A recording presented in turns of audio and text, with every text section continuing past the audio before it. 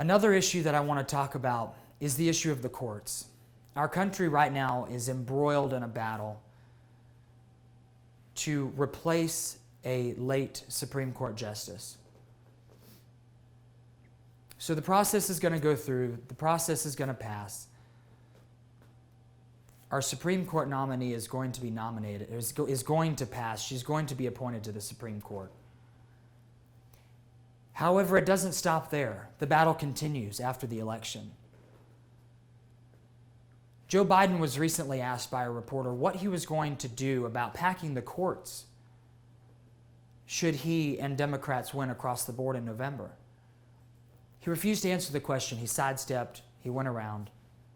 The reporter came back and actually asked him again and said, "Sir, you owe it to the American people to tell them what you're going to do should Democrats win.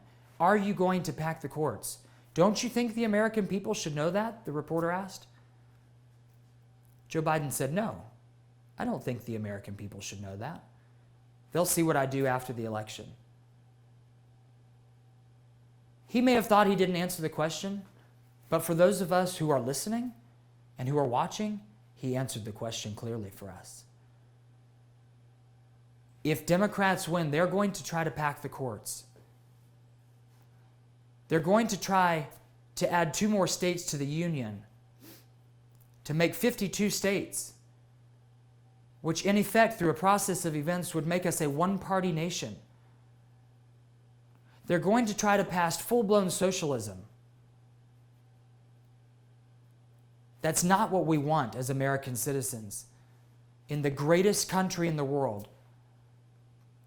If you take a look at our history, our nation's history, we have the longest standing constitution of any country in the world. Think about that just for a second. Yet through one election, the framework of our country, our Constitution, could literally be totally destroyed, totally ripped to shreds, like Nancy Pelosi ripped up that speech at the State of the Union address earlier this year. That's their goal. That's their mission. And that's what they're after. My message to you today as American citizens, as fellow patriots, if you've ever thought that your voice didn't count, I'm here to tell you different. If you've ever thought that your vote didn't count, I'm here to tell you differently.